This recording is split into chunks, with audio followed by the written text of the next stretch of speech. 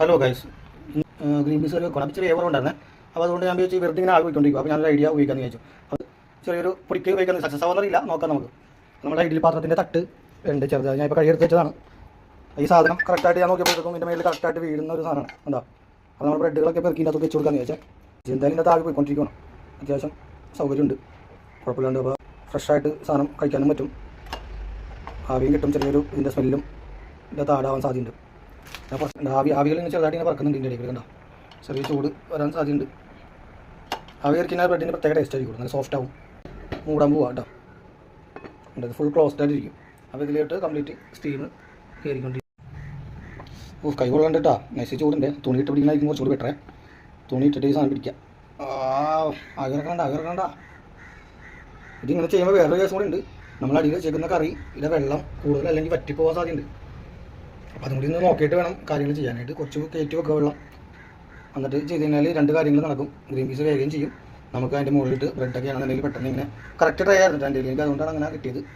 അപ്പോൾ അങ്ങനെ വെച്ച് സെറ്റ് ചെയ്ത് കഴിഞ്ഞാൽ ഒരു 2 മിനിറ്റ്സ് കൂടി വെച്ച് കഴിഞ്ഞാൽ നമുക്ക് നല്ല സോഫ്റ്റ് ആയിട്ടുള്ള ബ്രെഡും ഗ്രീൻ പീസ് കറിയും കഴിക്കാൻ പറ്റും ഗൈസ്. സെറ്റ് ആയിക്കൊണ്ടിരിക്കുകയാണ്. സാധനം മാറ്റി കഴിഞ്ഞപ്പോഴത്തേക്കും കുഴപ്പമില്ല, കുറച്ച് ഗ്രേവി ആയിട്ട് നമ്മൾ നിർത്തണം. അതപ്പം ചെറുതായിട്ടൊന്ന് ഇരുന്ന് കഴിയുമ്പോഴത്തേക്കും ഇച്ചിരി കൂടി കട്ടിയാക്കി കിട്ടും. അപ്പോൾ നമുക്ക് ബ്രെഡ് കൂട്ടി കഴിക്കാനായിട്ട് നല്ല ടേസ്റ്റ് ആയിരിക്കും. വേപ്പലൊക്കെ കുറേ ഇട്ടുണ്ട് കേട്ടോ. നമുക്ക് കറിയിലെല്ലാം ഇച്ചിരി കളറും ഈ സവാള ഉള്ളിയൊക്കെ കുറച്ച് കൂടുതലിട്ടുണ്ടാകാം. കുറച്ച് ഉണ്ടാക്കാറുള്ളൂ, കറക്റ്റ് സാധനം ഉണ്ടാവുള്ളൂ. ഫുഡ് വേസ്റ്റ് ചെയ്യുന്നത് എനിക്ക് ഒട്ടും ഇഷ്ടമില്ലാത്ത കാര്യം. പീസ് നമ്മൾ പുറത്തിറക്കി വെച്ചിട്ടുണ്ട്.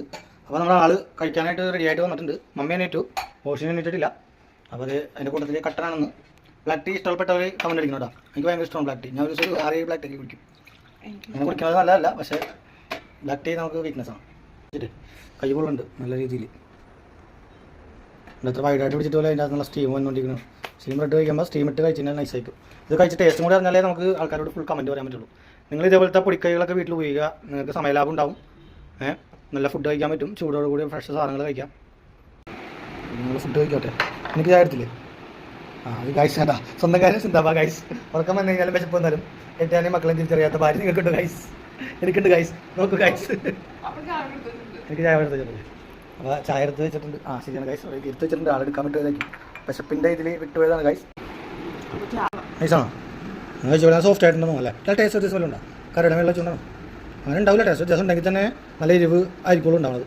കാരണം എരിവൊന്നുമില്ല, ടേസ്റ്റ് വ്യത്യാസം ഒന്നുമില്ല. വെറുതെ ഒരു പീസ് വെച്ച് നോക്കിയാൽ